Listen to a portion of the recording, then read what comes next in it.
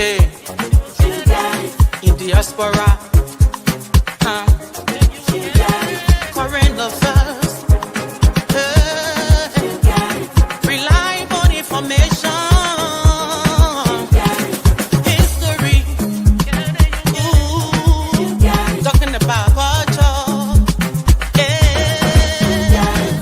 politics, education, entertainment,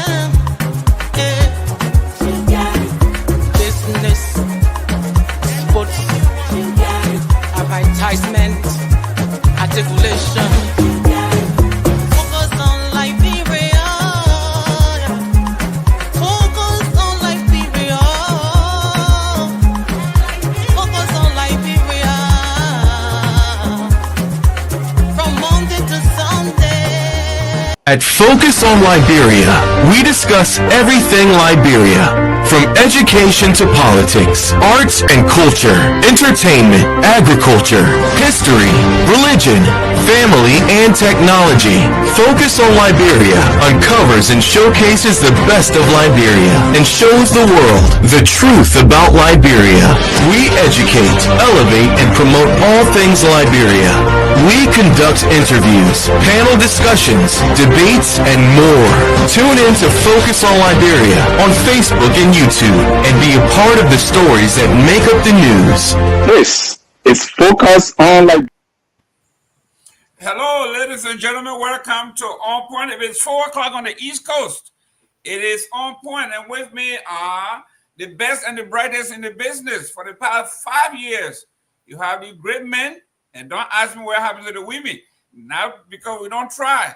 If you are a woman out there and you want to discuss the issue, please come out here. We got a spot for you. Actually, we got 2 spots for women, girls, anybody who have interest in politics, sports, family, anything that your profession spares you to talk about, you can come on the show.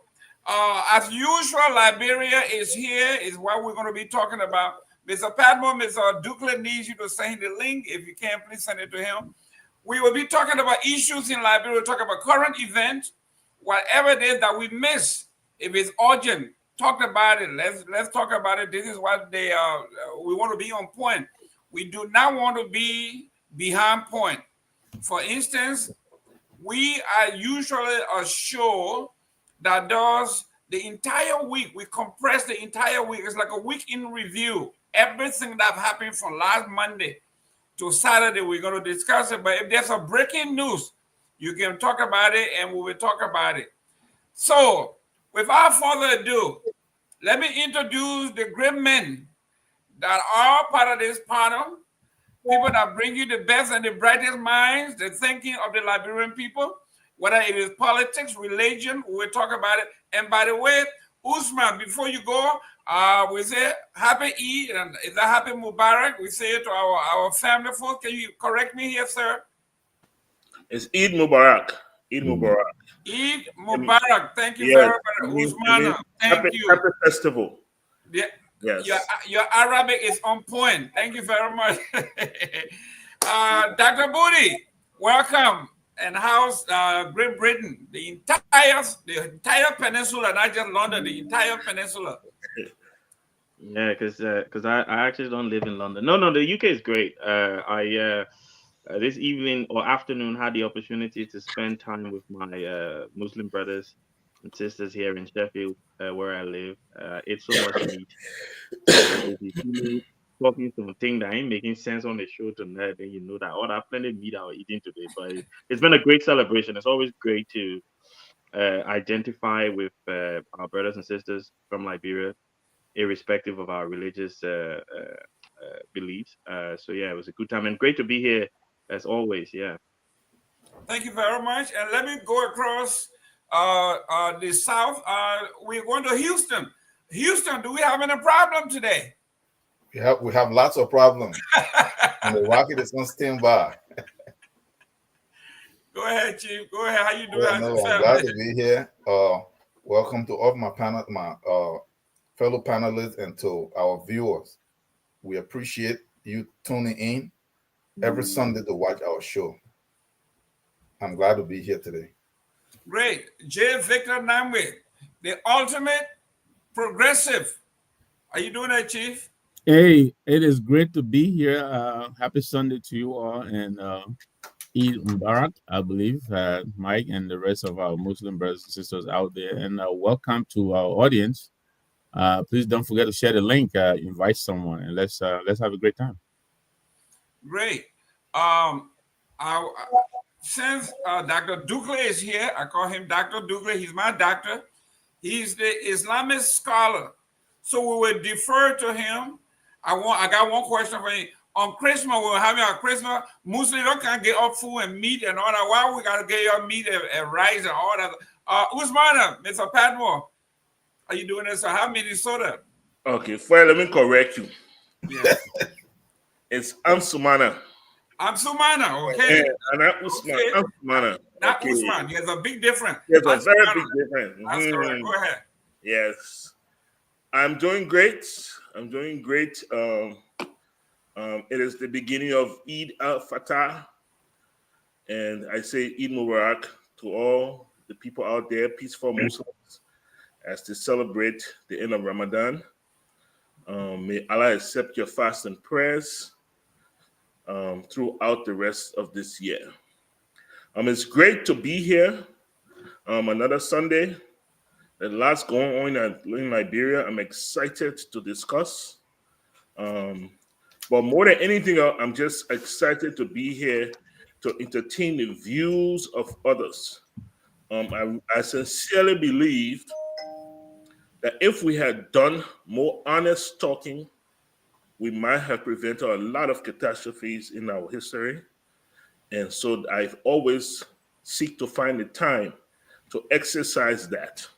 And hopefully with much interaction and much sharing of ideas and views, we can get Liberia to where it needs to go. So I'm excited to be here. Thank you so much.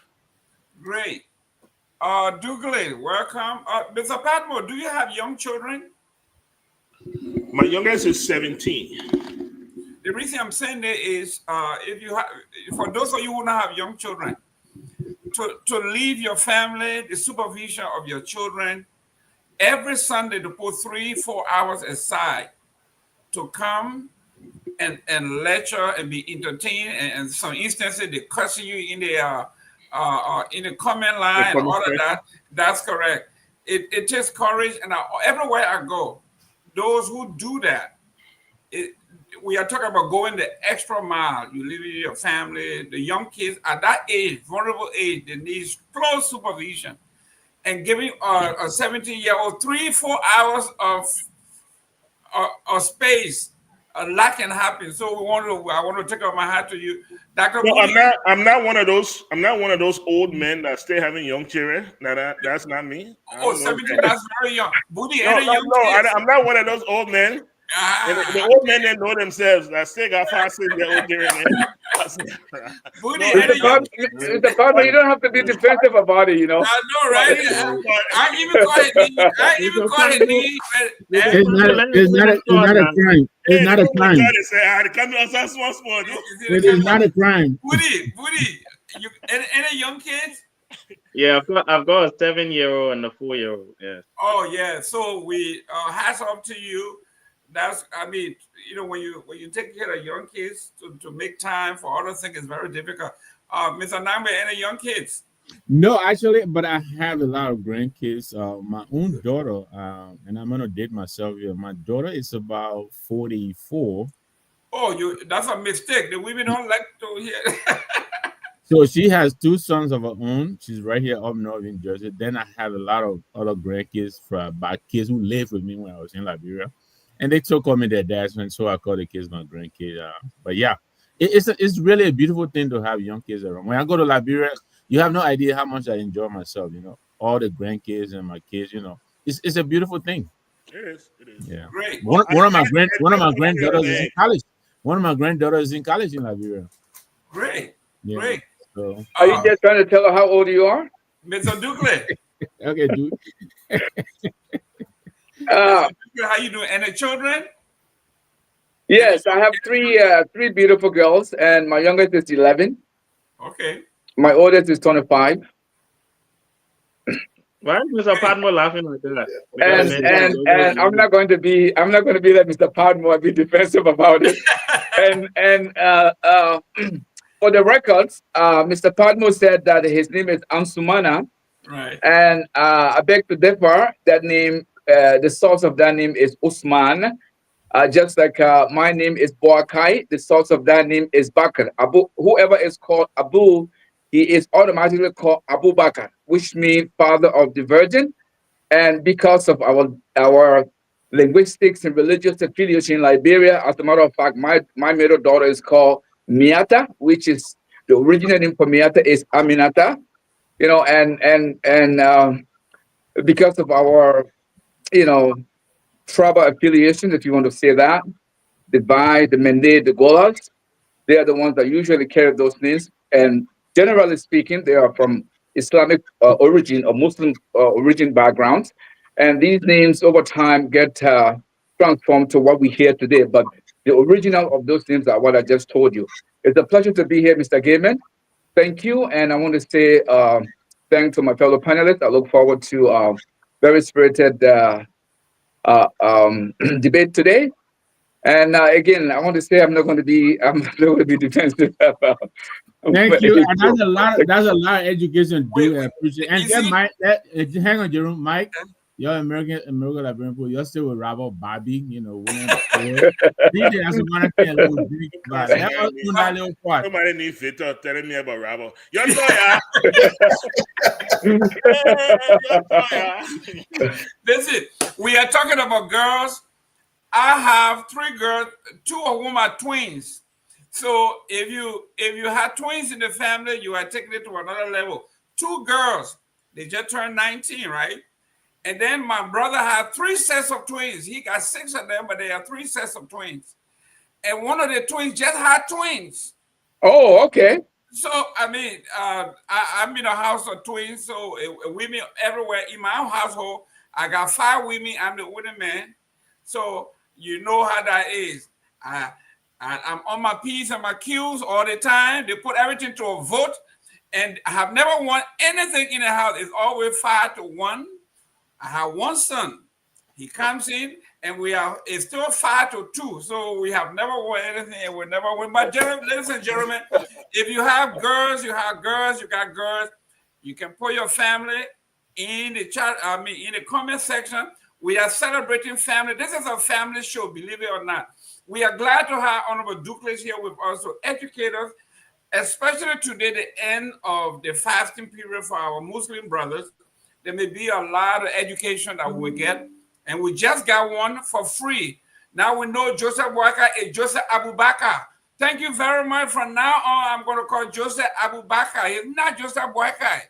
So we know that Joseph Boakai is in disguise. He is not Boakai, he is Abu Bakr. I will take out the mask. Ladies and gentlemen, welcome to another edition of the show. We ask Mr. Padmore, Yes, to please go over our topics today because it is hot, so we can get going. our topics for today. Number 1, Abu Bakr purchased a brand new car. Abu Bakr got a new car. Get on quickly. And the question here is, does Liberia need luxury vehicles right now, and where they are? It's one thing to purchase a vehicle, and it's another thing to purchase luxury vehicles. Or is this another government waste? Topic number 2, students in Liberia protest the underfunding of their education, and the police cracks down. Some students were arrested. Some students were brutalized. And so there are calls from all sectors concerning the heavy-handedness of the Liberian National Police. 3, we have, of course, our staple update at the legislature. The Supreme Court heard entertain arguments from both sides. Now we are awaiting a ruling concerning the Bill of Information. Based on what you guys heard from the Chief Justice and the other justices, what are your opinions on how this may go? And either way, whether it goes one way or the other, how do you guys think our legislators and the Liberian general public will respond. And four, but finally, we have the NIMBA elections. Campaign starts tomorrow. We have some heavyweights in the elections. There are many opinion polls out there. We want to know what is your take on how this might go, and and how NIMBA might benefit from its vote. So those are the four topics we have today. Mr. Gaiman, on your mark, we will get started and go. Thank you. Ladies and gentlemen, here we are. Please share the show, make your comments. Come on, let's debate this issue. We are talking about, a few months ago, we talked about this budget, where there were, I think, $1.4 million put aside. I stand to be corrected, in the budget for protected vehicle, armored vehicle for the president and the vice president. And we saw a video circulating online where the cars may have been taken to be outfitted with the bulletproof. The gentleman said the exact car, the identical car, both of them, Lexus. He had them in his garage. He said, these are the cars that came from an African country, the president of a nation. We are going to outfit these cars. We can't tell you which country it is, but this is what we need to do. They want us to do. Bulletproof the car in and out. He said up to 50 caliber cannot penetrate that. The car comes with bomb detector. It comes with fumigation, anti-fumigation. It comes with a hatch that if all fails, the president can basically parachute from the top and land somewhere else. So this car is totally ready to go. So here we are. Hospitals got no medication. Students, teachers are not being paid. Everything is going away. The Minister of Finance is telling us to pray because they're getting cut from everywhere. There's no money in the country, and we're spending this kind of money. To make matter worse, Mr. Usman, the president promised during the campaign that he saw no reason for President Weir, President Elliott, anybody else to ride in luxury car. In fact, he would rather, if he had to ride a wheelbarrow from his house to the executive mansion, he would do that for the sake of the Liberian people. And then we have this. Mr. Padmore, I got to start with you because you are quite familiar with the protocols and you know how things work, how they work in the past. What is happening here? Why are we this way? Thank you so much, Mr. Gaiman. You know, I made a statement a few months ago when they talked about the credit card, the petty cash that Joseph Boakai had at his disposal. And basically, I said, everybody now humble. Some people just broke. And that's what we are saying.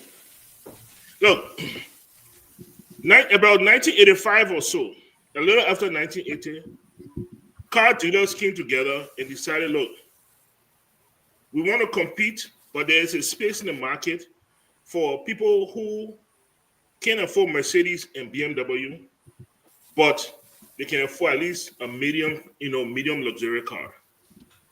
Honda created Acura. Nissan created Infiniti. And Toyota created Lexus. These are high-end luxury cars. Yes, they don't match the Mercedes and BMW, but they are hard luxury cars. We have a president who is faced with budgetary issues. We have a president who is faced with the pulling of USAID funds. We have a president who is faced with students sitting on the floor. We have a president who is faced with the rainy season coming into play and roads still have not been built. And you got people like Sylvester Grisby, you got people like Samuel Kofi Woods, you have people like Charles Netter, you have people like what's the lady's name? There's ambassador there in his office. You have all these people, and nobody could tell this old man this is a bad idea.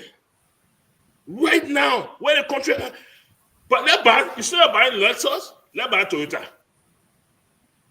You know, because this is not okay. Even if they're giving it to you discount, this is not okay. It doesn't look good. It will not look good to our people. It will not look good to our supporters. It will not look good to our foreign friends who help us with budgetary support. It won't look good. But it's almost, look, it's almost as if this old man and his leadership has an affinity to continue to suffer the Liberian people. Because it's too simple. It's too simple to get it wrong. And they don't care. Have you heard anything from the office of the president? You're not hearing nothing from that old man. It's as if he doesn't care what happened to the Liberian people. You know? And then, of course, there's a video when you're talking about how children will not be in the street, that he doesn't care about car. You remember when he came down hard on Amin Modad? And he talked about, I can ride motorbike, I can ride, how you call it, wheelbarrow. So I guess this is the Lexus wheelbarrow. And maybe they get Lexus get wheelbarrow edition, maybe that it is. But you know, but it is sad. Look, I would like to urge the president, okay? Do something that nobody expects you to do, but do the right thing. Return the car, sell it, do whatever you want to do. Make corrections. You don't have to do this. The country is struggling. You don't have to do this. But here we are, you know? Here we are. And people, his supporters, if you notice, they have nothing to say.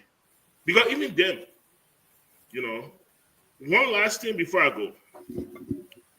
Look, when Joseph Boyka came to the presidency, we all kind of semi-concluded that it would be a one term. And we thought this would be an advantage. You got one term, you got nothing to lose. You can make drastic changes. And when your political supporter then try to come and bolster you and threaten you, you say, no, I'm not running again. You can't threaten me. I will do what's right. I will do right by the Liberian people. There's a flip of the coin of that. And the flip of the coin is just how you can do right because you don't fear a second term, and just how you can do wrong because you fear a second term. And that is the wrong that we are experiencing right now. He is doing it wrong because guess what? If he doesn't run again, what you do to him? You get fired to do anything you want to. You know, I'm hopeful that it's not it, but here we are. Thank you so much, Mr. Gimmer. Great. I really wanted to go to Mr. Tao, but Padmo said something, and I just, you know, as a politician, you cannot let good things go to waste. Let me go to Victor Nambe, who said he's a progressive. All the fight that you guys did, we have the biggest mouth in the progressive era, one of the biggest mouth, and Lara Tokpa is part of this cabinet. Kofi Woods, he's a progressive. He sits next to the president. The president sees him every day. He's a security advisor to the president. So, Mr. Namwe, you said here, as a progressive, people are telling your story, and you have not had the opportunity to tell the story. Here are the two biggest guns in the progressive era, and they are telling a bad story. What do you have to say? I have to admit, it's quite a disappointment. It's not only Larry or Kofi. Deacon is in there. Deacon Carlo is with the Good Governance Commission. You know, Dube Christian is in there. Dube, we all work with Linsu. He's a student activist. So he's in there. You know, quite a number of them are there. And I am baffled. Of course, I haven't spoken to any of them since they took up assignments.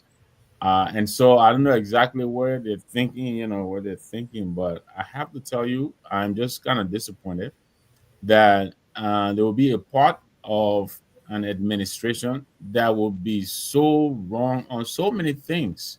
I don't even have to go back and enumerate some of the things that Michael just did that. You know, how can you be a president in a country where some people barely make $150 a month, and you're putting aside $1.4 million on vehicles? Why does it need a vehicle that can parachute it? What is all of that about? Even during the Samuel Doe era, which is probably the most volatile in recent times, I don't think that kind of threat to a president ever existed. So, what is this threat that this president is spending so much money trying to, to stifle or stay? So, I don't understand it. I can only say I think it is very disappointing and insensitive, you know. And I disagree with people who would say, maybe the president is, he's in a fishbowl, or he's in a cocoon, or he's not getting good advice. He is very aware of the problem. Otherwise, he wouldn't have taken the $90,000 that they're supposed to bring in from these people who didn't declare their asset. I think from the CS civil service, that he directed to armchairs. He knows that there is a need for armchairs in our school. Otherwise, he wouldn't have directed that money there. So he knows the need exists. Already the five top big people in the Liberian government, they're taking more money than the hospitals, all the hospitals combined. The hospitals combined taking around $9 million. That's what they put in, and the five of them bringing in over $14 million. So it's just really very insensitive. I can understand this president, maybe, he may not be looking to 2029, but he has a legacy to protect. Right now, his name is in the balance. He is the president. No matter what happens, the buck stops with him. And, I hope he will wake up and really realize how much they are going in the wrong direction.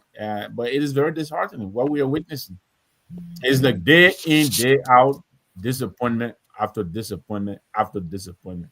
I think Waller himself, he's tired now because he was saying, give them another 30 days or give them 60 days. Well, we've given them over 365 days, and here we are.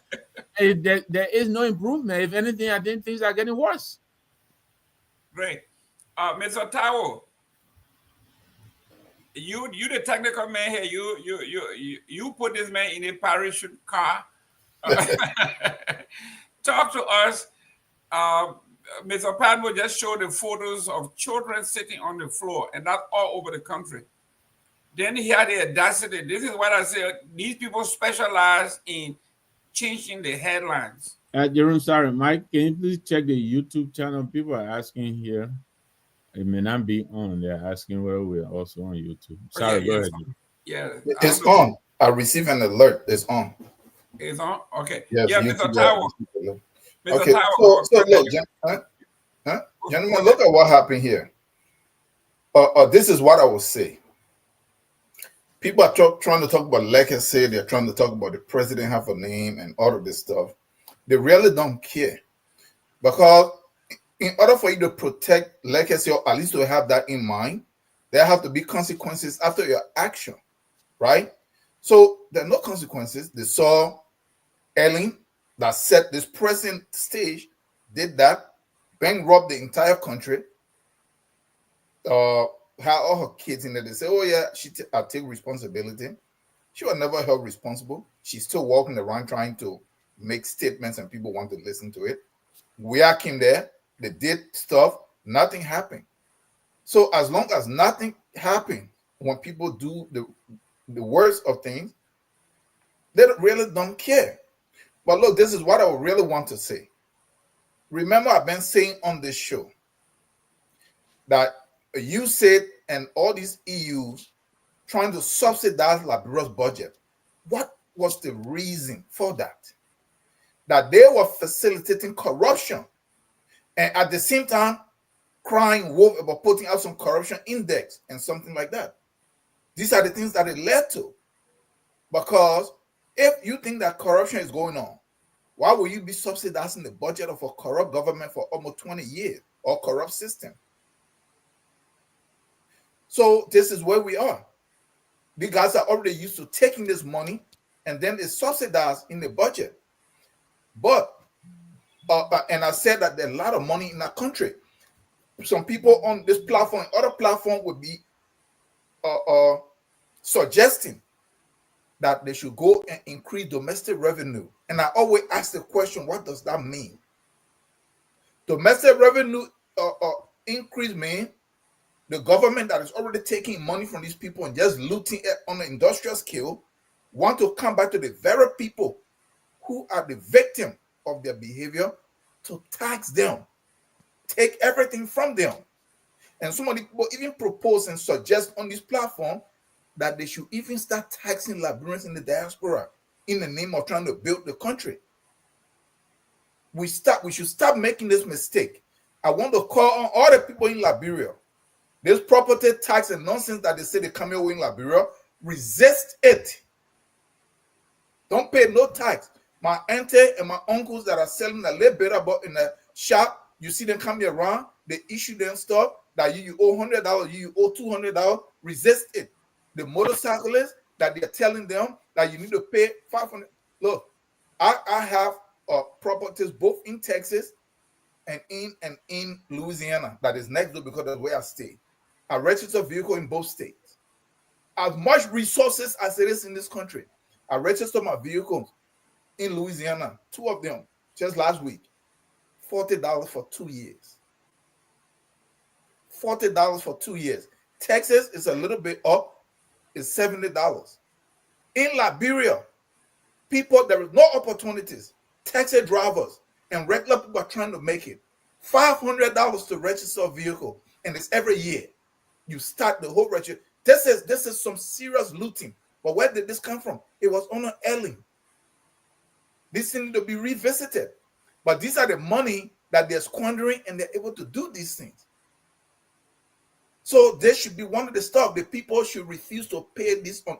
Regular people build their own house, struggle all through. People struggle, they buy their motorcycle and the keke. Young men that don't want to get involved into crime, just trying for them to make ends meet. They're being shaken down to pay $350 to register to motorbike and some keke. That's a crime.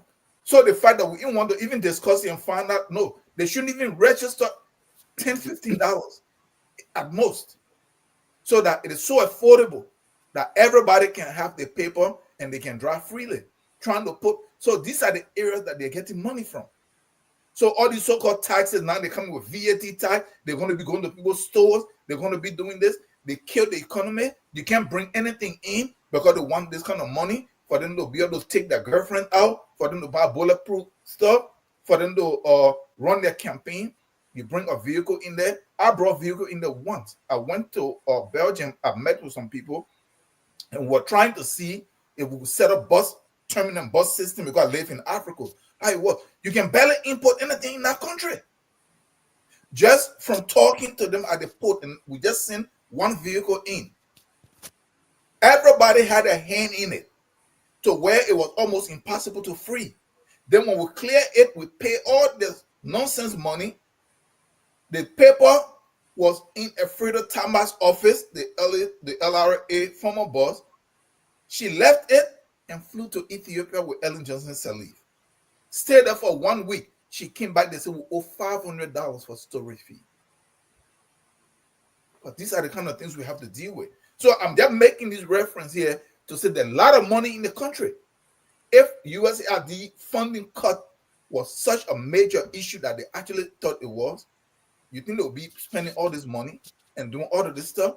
So no. So please let us stop trying to promote taxation of our people in the name of raising domestic revenue, because the problem we have is not money. There's a lot of money in the country. Thank you. Dr. Booty, we have the president have $1.4 million for car. Then he called a major news conference and said $90,000 were raised for suspension, and that money is going to build chairs. One child, one chair, and everybody clapping. In the meantime, we are building bulletproof cars. Your take. Well, thank you, Mr. Gavin. I think so. In the summer of 2023, I was talking to a friend of mine who is a supporter of Joseph Boakai, and said that the mere fact that the president decided to run at 80, whatever age he was at the time, was selfish. Right? The fact that he felt that he ain't even walking good, you know, that he's strong enough and has the stamina to run Liberia the right way was selfish. That was my take. Way before the people even elected him. I had hoped that he wouldn't have been elected president because I felt he was so selfish. Because there was nothing that he could do for Liberia that someone else couldn't do better. That was my opinion, right? Before he got elected. Having said that, when I was invited on the show by you around February last year, we said, "Oh, let's give the man the benefit of the doubt." You know, yeah, coming in, let him gain some time, let him settle in. And Mr. Nangwe was one of those who were pushing that. I don't know, let's give the man some time. And months later, what we see for me confirms what I thought from the start, that this old man is selfish. He's come into the presidency not because he loves Liberia or Liberians. He's coming to the presidency not because of this so-called 40-something years of experience and he's going to transform the lot of the Liberian people. He's coming to the presidency for the same reason that Ellington Imam did it here. Just so they can say one Gizi man from local country named Joseph Abubakar became president too. That's it. Just so they can say, oh, Joseph Abubakar became president too. That is it. Because I do not see. Look, it's painful. I'm not going to lie to you, right? It's painful because we're all Liberians. We love our country, right? And we want to see the best for Liberia. We understand that a little small thing that if we manage it well, we could do better than what we're doing right now. If we were paying our legislators, representatives, 2,500 a month, period, no extra money. Pay your senators 5,000 a month, no extras. That extra money, if it's purposed properly, JFK could be one of the best referral hospitals in West Africa. The Jackson Edo Hospital could have good equipment, dialysis machine, and I go on Google, plenty time to check it, and not more than 50,000. We can buy plenty and put it there instead of people dying because they can't take water out of their whatever the dialysis machine can do. It's painful when you see somebody spend 1.4 million United States dollars. Money that if you use simply to buy equipment, you will save hundreds, if not thousands of lives every year in Liberia. Who won't care you? You see, I even know, sir, I'm the youngest person on the show, so let me talk about me. If I was president, I know. What are your children there? Oh, I know. If somebody like me was president, you can say, okay, maybe I'll be scared. I say I stay young, so maybe somebody won't care. But you already in the grave. They care you now. Who care? You don't live your life already. Why you worry about dying? You it is something.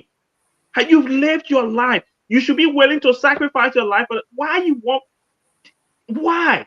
Like seriously, you're not young. You're not young. One of your organs then might fail tomorrow, and everybody will say that natural cause. If it happened to someone like me, they'll say, oh, he was not eating well, or maybe he was drinking too much. I gotta not say that natural cause because I'm young. But anything happening to you now will say natural cause. So why you need bulletproof car? How does it make sense? You're already in the grave. So if somebody help you to get that quicker, what's the point? That you will go and waste all that money to buy a bulletproof car when the people in the country are struggling. Look, we all go. Mr. Gaming, you were in Liberia recently. I was there we're still in March, beginning of this month. You drive around the country, you see struggling. You see people suffering. And then the president with his selfish share, just so you can say, oh, our president too. On Thursday, I was on Talking Thursday, and we were pointing out the fact that most of the government officials are from local countries. To the point that we started suggesting that, look, it's about time that the legislature should pass some kind of law to say, look, when it comes to government positions, it should be distributed across the country so that there is representation. Because clearly you can't trust a president to appoint people in a representative manner. Now, everybody can't bring their children in, or the children out our southeast, the other person they go to the so people from local country in the government. And I think we've reached the place now where we have to look at this. Look, normally when you see governments buying these kind of things, it's because somebody tried to shoot the president, they miss him. And they say, no, we need to protect the president. So let's back up. We are bulletproof on it, right? Normally, you bring in these kind of policy decisions because there is a problem that you're trying to fix. Nobody ain't throwing egg on you. I need any one time they say they throw orange on her. And you know, nobody throwing egg on your car. Nobody throw water at you. Nobody, all the Joe, we had time there were more riots there than now. Nobody rioting. They had June 6th. How you got it? Henry Constantine King with June 6th and all the. Nobody do June 6th on you yet. Then you buy bulletproof. In case they were doing June 6th, and then I bulletproof helicopter and all you buy. Because then now when you're now around the road again, send me that fly from my hospital to the executive mansion. Because end of the day, they throw seriously, man. It's painful. They think it can hear me. I don't want to lie to you, it can hear me. And the president needs to stop it. Okay. You know, we sort of pray for somebody to go see the woman, but sometimes when the people didn't do anything, say, but God, I carry some of them now already. Because at the end of the day, we don't know why. You know, and this is just selfish. The president is just being selfish, and he needs to stop it. Thank you. Honorable Dukley, I know you were trained to be genteel, to be suave. This is life and death. When our children are sitting on the floor, when people are dying from simple stuff, Abu Bakr would say somebody wish them. Your take on this? Thank you, Mr. Gaiman. You know, look, what you are seeing with this UP government is a continuum from the first UP government. And it hasn't been that long when we were told that between direct foreign investment and goodwill towards Liberia, we were told that at least, and I stand to be corrected on this, on these figures, but I know I read somewhere that at least something like $6 billion made its way to Liberia during the 12 years ruling of Madam Ellen Johnson Sirleaf. So when I say that this is a continuum, this is where it all comes from. Madam Sirleaf, with all the hopes, aspiration of the Liberian people, having experienced 14 years of devastating war, and with the collective trauma that resulted from it, and all the ills that led to it. And finally, we were at a place where we had the best opportunity to lay a foundation that is going to lead us to a place of pride, that's going to lead us to a place where we will avoid, if not all, but most of what caused the devastating war. Instead, she enshrined all the bad governance, all the corrupt practices that we are now dealing with. So this didn't start with Joseph Boakai. And let me just say, you don't need a Lexus to be bulletproof. Any vehicle can be bulletproof, any vehicle.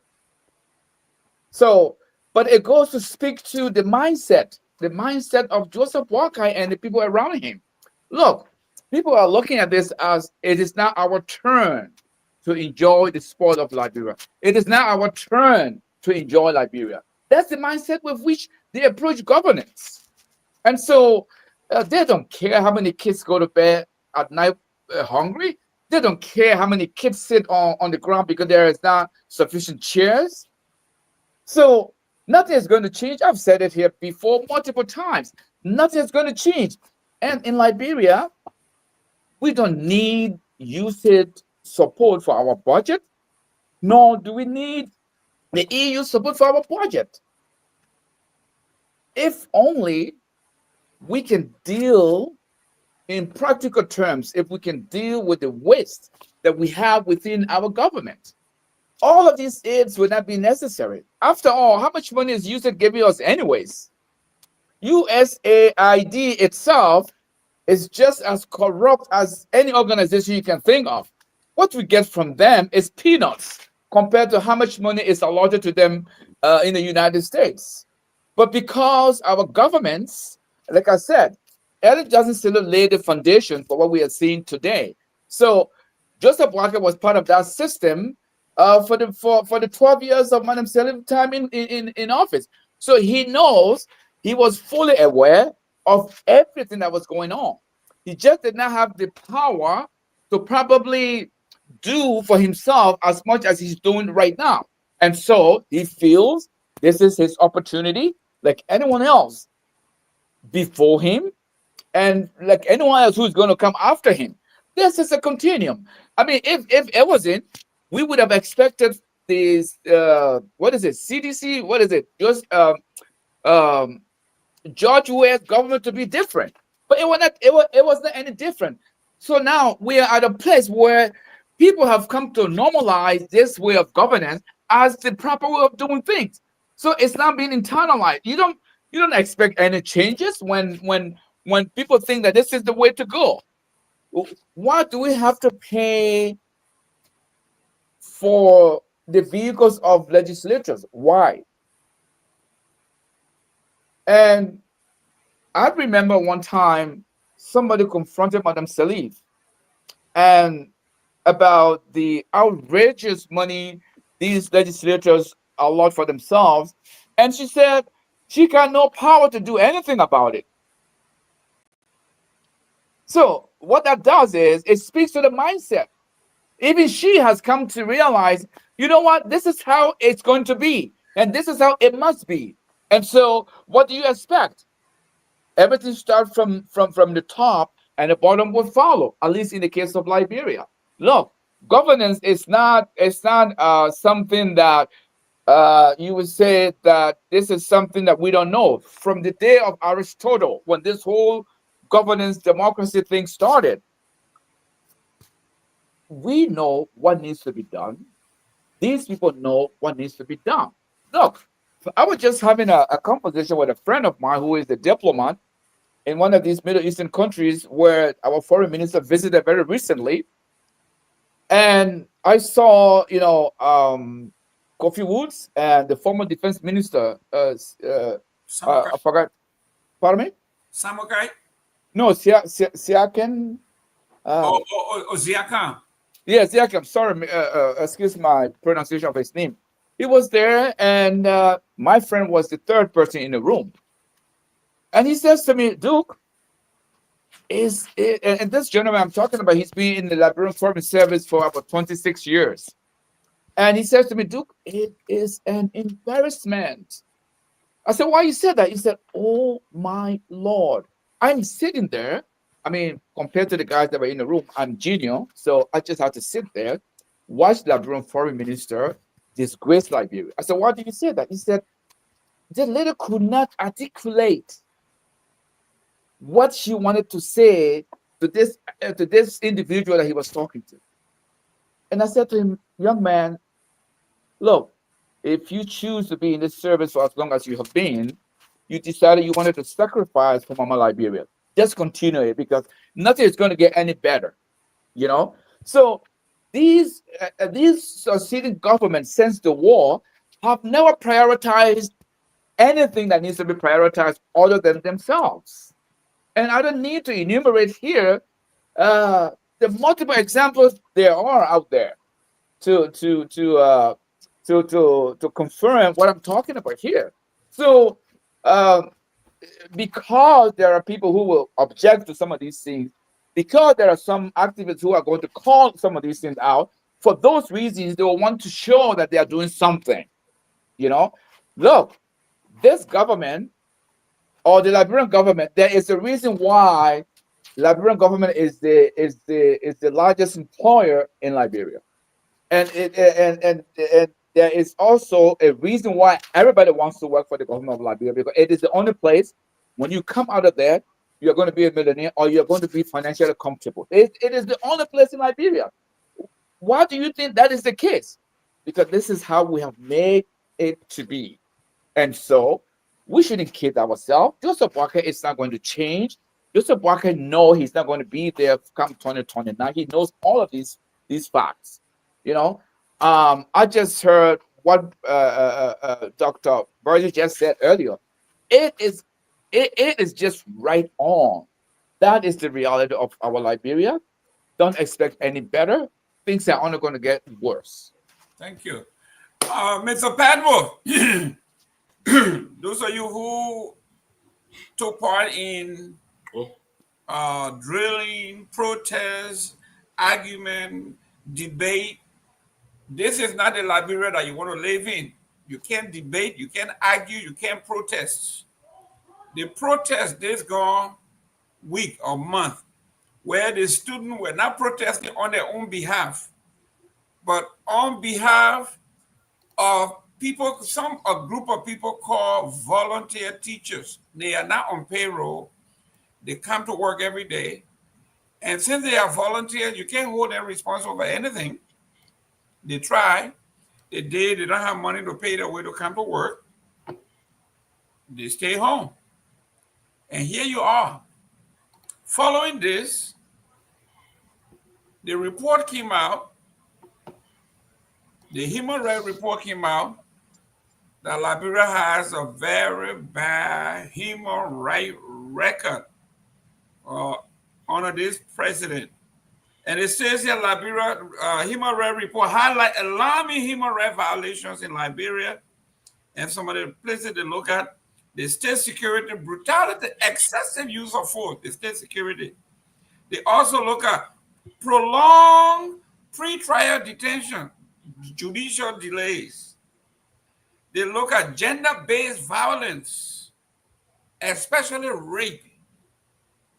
They look at use of harmful traditional practices that the government cannot get under control, enforced disappearance and extrajudicial killings by state security, the child protection and violation in concession areas. Babies, basically young people, are now being forced to work in dangerous spaces just to support the family. So these are the areas we are talking about. We're talking about 2025, Mr. Padmore. These are terrible, terrible, terrible human rights abuses outlined not by the opposition, not by Michael Padmore, but by an independent group of folks who have followed this through. Your take on this? Thank you so much. Thank you so much. So, here's the thing. I heard a lot of people condemn the violence that happened. Oh, the children and throwing rock. Oh, soup not John outside again. You know, the children need to be students. They need to stay in their classrooms.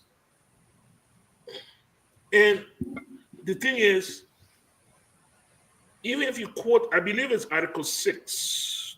I believe it's Article 6 of the Constitution that talks about the responsibility of government to provide access to education.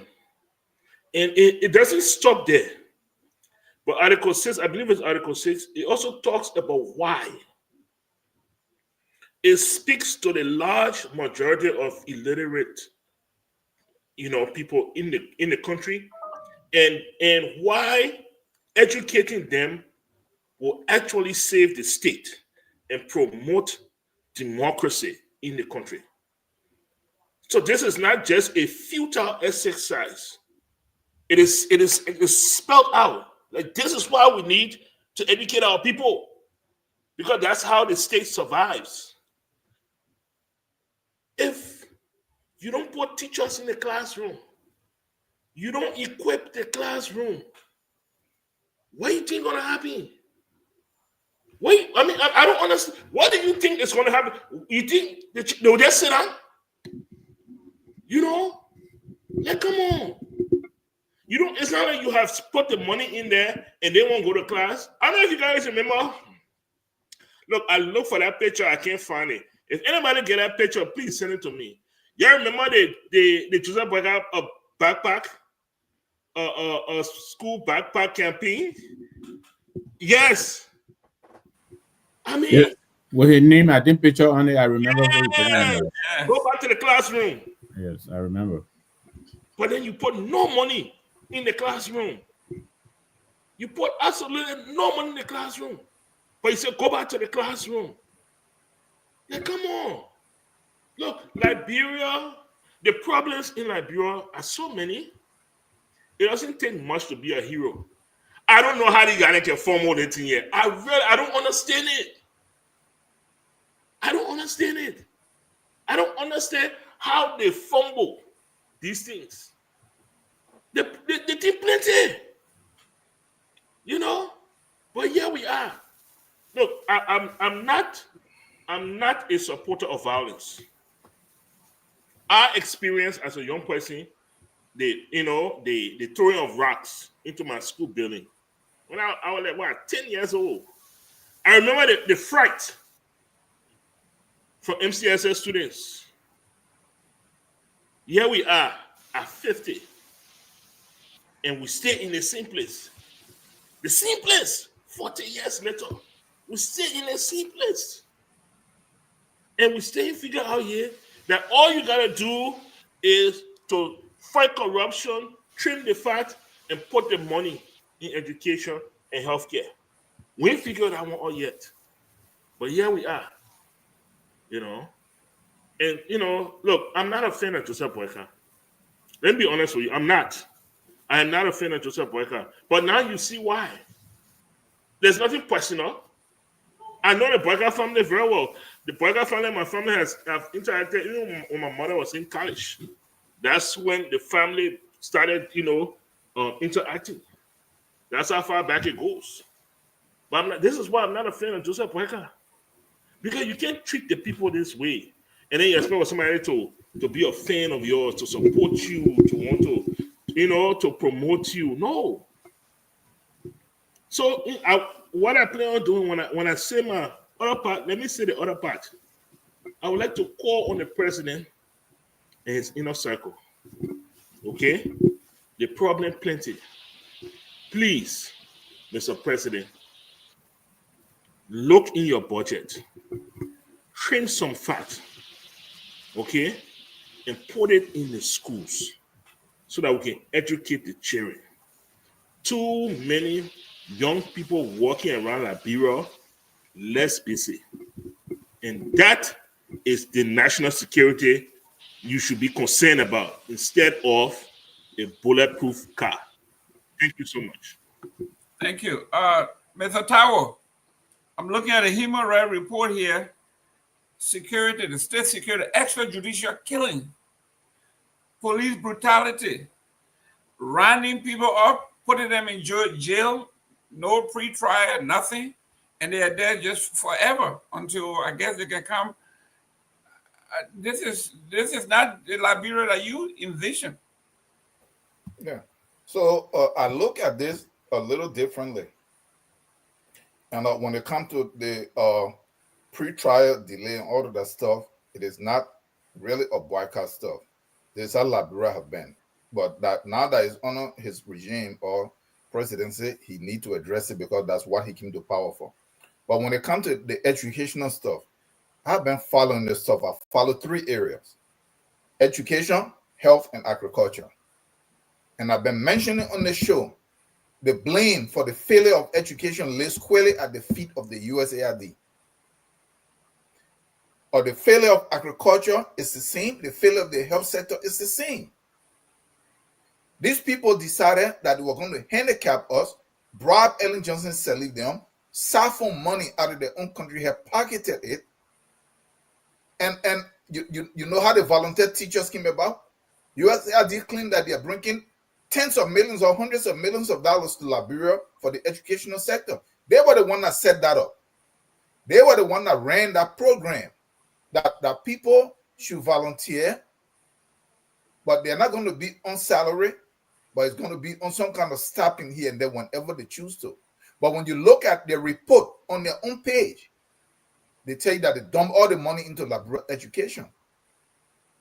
And I have been kicking against this, that this is a crime against the Liberian people because these are 3 critical areas that any nation that wants to survive, that want to actually be able to compete, you cannot outsource that. Those 3 areas, you have to have firm control of it. But they allow Ellen and her group to pay themselves all kinds of money so that they can handicap us in that area. And I mentioned it, and I was chastised, and I was all kinds of names. And then what happened when they pull out? Your educational sector, your health sector, everything collapsed. That is what we are seeing here. So if that particular report comes from the US or from the EU, let them shut their mouth. They were the one that created that problem. Because it don't make any sense for you to pay, subsidize somebody's budget who represented senators make more than your senators and representatives. Anybody in the right mind, unless there is an angle there or there is an intent, and that intent was to cripple the country, to destroy your agriculture so they can sell you their food. The food that our people are not used to, that is the byproduct, that is the toxic waste out of a certain lab. Everybody have all kinds of health problems, diabetes and all of this stuff from that food. Just so that they can destroy your agricultural sector, so that they have a place for them to dump their toxic waste, so that your people are sick and the hospitals are not equipped, so that your people are not educated, the children are not prepared, so that they can continue to grip the country and take complete control of it, because the next generation coming behind, they're incompetent, they're incapable, and they're lost. So all of what we see here was by design, and we have to point this out. We have to point it out. Yes, the Bouaka administration, they're doing that stuff, but this is the blueprint that we're giving you, your so-called international partners that everybody trusts so much and respect, are people who conquer you, put you in chains, or people who subjugated you in your home, who live off your resources for them to get to where they are, can never bring anything to you that will be good for you. We are the only people that continue to hold on to this. I don't know what has happened to us. And for me, let me say this. I have been thinking now for a while that we'll come here and we'll talk every day. I really don't want to be part of something where we just talk. We have to identify the root cause. That look, these are the problems. Yes, we see Ellen doing this. We see we are doing this. We see President Bouaka doing this. But look, these are some of the problems right here. Let us zero in on this. And if we can recognize this, then we can come up with solutions and suggestions that can help to move stuff. But each time I mention those things that are the structural issues in the political system, the governing system that we're giving us, and it's no, I'm not the first one making this stuff. This stuff is over 100 years old. It's written all over the place. Read Nkrumah's book, what you see now, for which he died. Neocolonialism, the last frontier of yes, he laid all this stuff out and he was removed. We tried this one international partner, they are our friends, it has never worked. Let's go back to where our independent fathers and mothers and whoever, where the vision that they had, for which it didn't work, that within a decade, they were all removed from power so that it don't work. We shouldn't abandon it. This is where our problem is. So the educational sector collapsing, I lay it squarely at the feet of the USAID, who claim that no, don't worry about it, we'll fund it. Thank you. Mr. Nambe, here we are. We have the dossier of human rights abuses from brought about by the way the children were handled. And then we talk about extrajudicial killing. We are talking about, I mean, you name it. Why there's a complete chaos, you know, Liberia have their dual legal system where we have the tribal, I think maybe Honorable Dupley can talk to us a little more about that later on, where our tribal people have their own justice system. They're doing gender violence, they're doing mutilation, they're doing everything, and they tell the Western style government, you can't come on this side to tell us what to do. So everything is in chaos. I mean, we talk about breakdown of law based on, I mean, independent report. Your understanding and what can this government do? Well, you know, the heavy-handedness, you know, the cracking down on peaceful protesters, you know, trying to stifle dissent. Yeah, those are all reactions of intolerance. First of all, why do you have to be so sensitive to people coming out and telling you that you're wrong on this decision, which is part and is part for the course. That's part and parcel of democracy.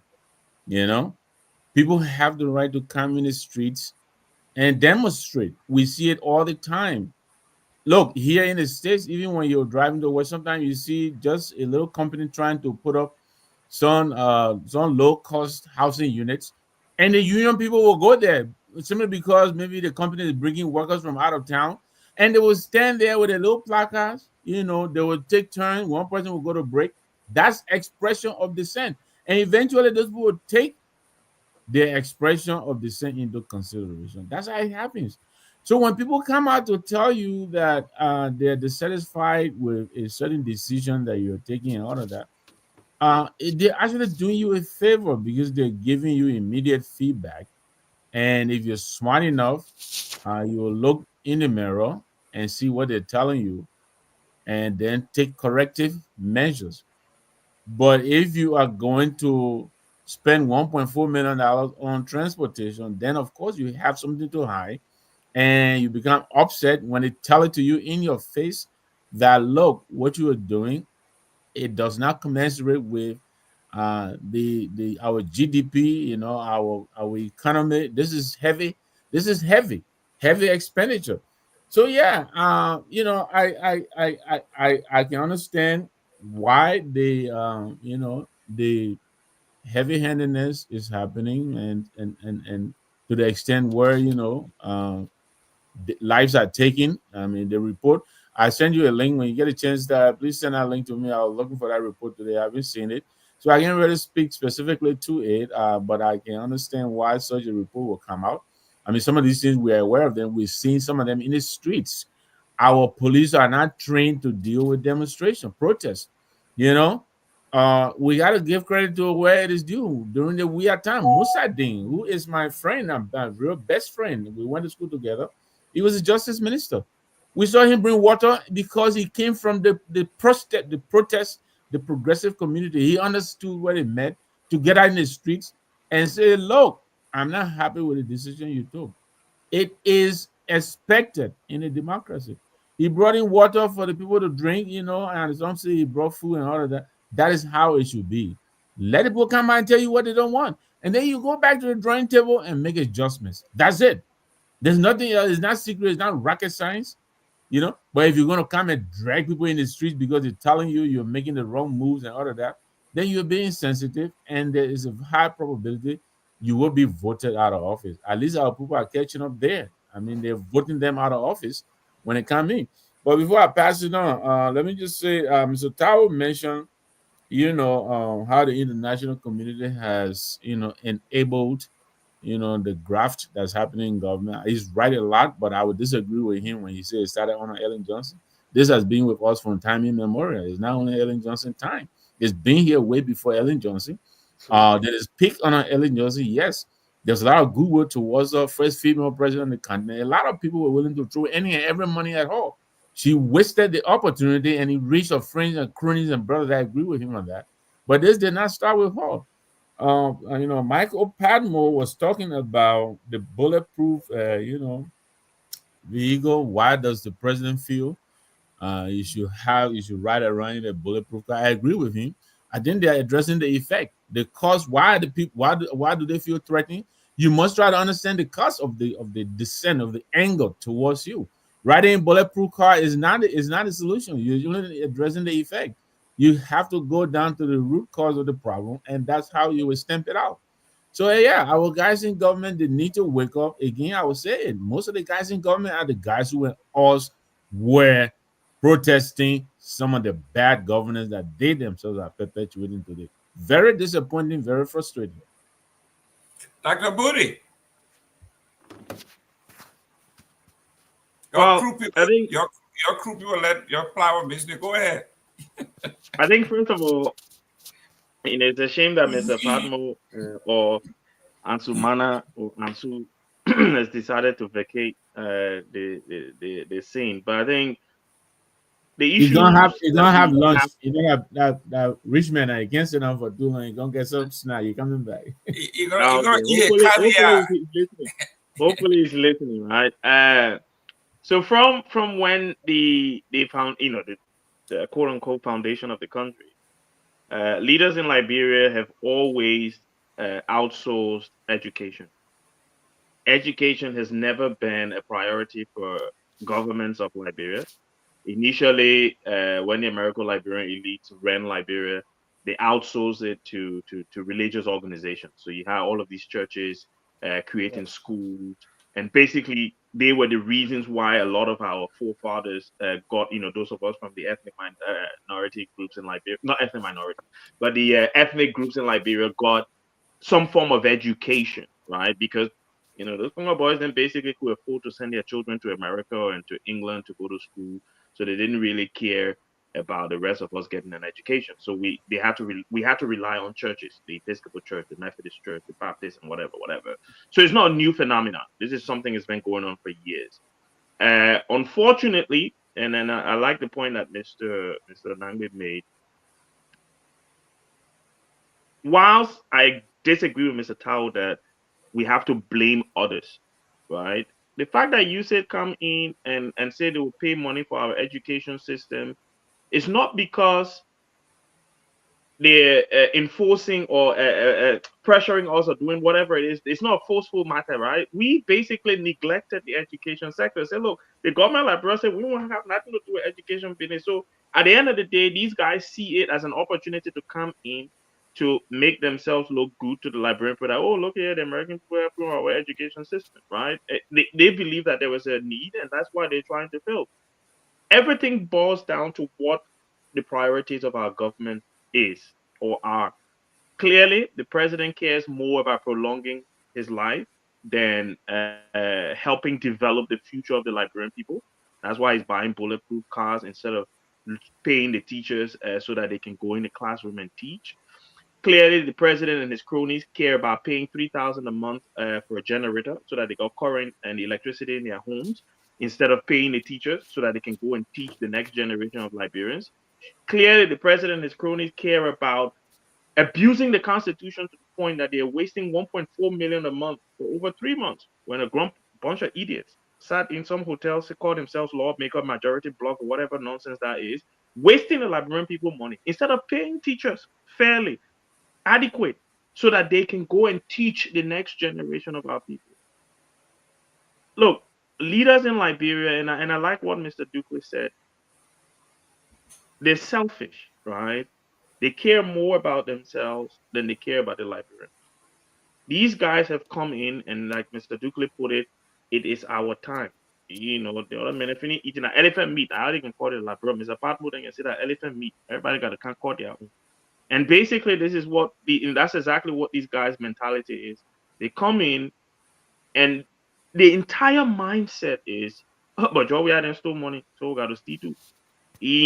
And it's never about the ordinary people in Liberia.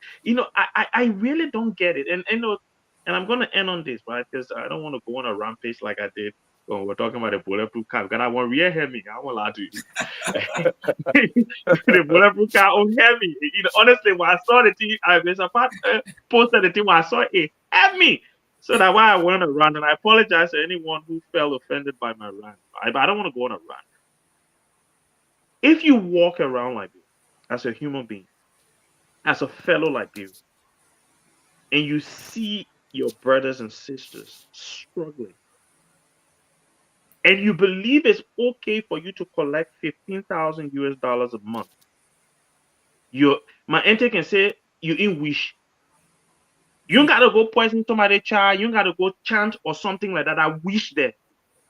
Right? Because if you think it's okay that you, like a Kong or a Kofa or whomever guys in the legislature, the Kangas and whatever, you think it's okay to collect 15,000 US dollars every month when somebody cannot even get pankana to eat, and you driving past that. In fact, when you're able to drive, you can go on the other side of the road and break the law and drive past that person. If you think it's okay, you in wish.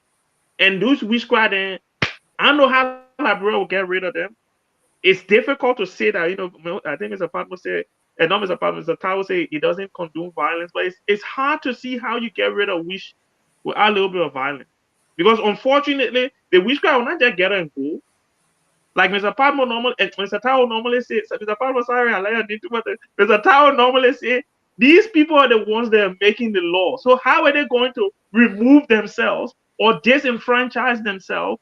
But we have to find a way that we can remove these ills in our society without damaging our country like we did in the 90s, right? There has to be a way that we can forcefully remove these individuals without damaging the country, without killing people. Because at the end of the day, we need to take all of them out. All, not some, all from the CDCU, the UDCU, PPC, all of them, they need to go. Because you need Liberian leaders that are selfless, that will look at the ordinary man and say, no, this is not right. Dr. Woody, real quick before you go, 1 minute here. 2014, we said the same thing, they all need to go. And they had election, I think 14 out of 15 were wiped out. We replaced them with 14 new ones. Yeah. And the same thing happened. There's going election, we wiped them all out. We replaced them with new one. 2029, we say we're going to replace them with new one. Now, some people are saying the best thing to do is this thing was never meant for poor people. Stop electing poor guys who come and say, the first year, I got to find a place to stay. The second year, I got to build a house. The third year, I got to bring my children to Monroe. Then the fourth year, I will start working for the people. Maybe we got it wrong. Real quick. Quickly, yeah. There are Liberians, 6 of them, I think, are sitting here today. There are Liberians who have the country at heart, who I believe will do the right thing for the people.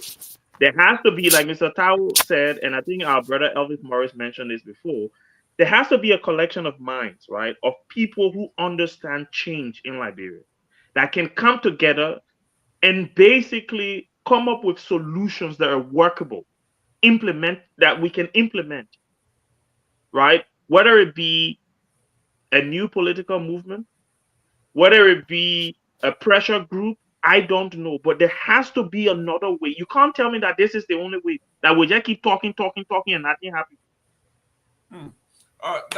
Mr. Douglas, here we are talking about human rights abuse, right?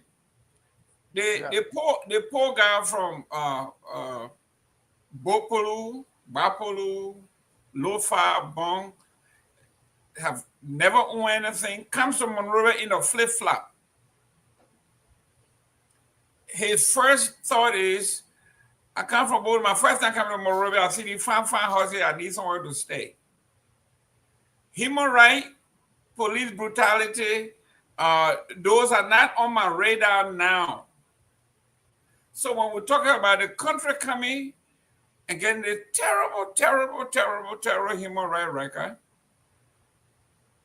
should we just blame the police? Should we just blame President Waika? Or should we blame ourselves for putting people in places who actually do not even know where Monrovia is? We send them there, and it will take them 5 years to settle before they even start anything. Then you want to blame them, or should we take some of that blame too? Yes. We as the people, yes, we are partly to be blamed. But Mr. Gamer, you have to remember. I have said it multiple times on this platform before.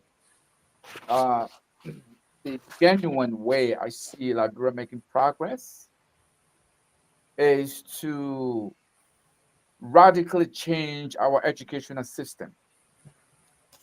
And I say that it takes about between 2 to 3 generations to change people's mind in the kind of way I'm thinking it. Because as our educational system stands right now, it does not reflect our new reality. It does not reflect what Liberia has become since the end of the war. And so what I'm driving at with this is that what Dr. Body was saying just now, it's not possible with the crops of politicians and policymakers we have right now, because a good number of them belong to the same generation. And so you need to mold new minds that are going to come, and minds that represent our new reality. And so you cannot, people say this old cliche where you cannot do the same thing over and over and expect something different. That's what we are seeing here, and that's what we are dealing with. Until such time that new breed of educators, functionaries, and managers, you name it, until we have new breed that is radically different from what we have now, nothing's going to change. And so when I say it's continuum, and the reason why I started from Ellen is simply because with all what happened prior, I thought that would have been a moment of reflection. That would have been a moment where we would say, you know what, we don't want to go, we don't ever want to go where we came from to get here. So she was the first person who initiated that process with all the goodwill and all the things that happened. And so Dr. Body also said, in history, we've seen how education in Liberia has been always outsourced to religious establishments so that the government would do other things. It is only in Liberia where there are more church affiliated education institutions than government institutions, because this is how the government wash their hands from things that they're supposed to be doing. So, Mr. Gaiman, the human right, record of Liberia, all the other ills that we talk about comes from the mindset. Until you can change that mindset, nothing is actually going to change. And the only way you can change mindset is through education.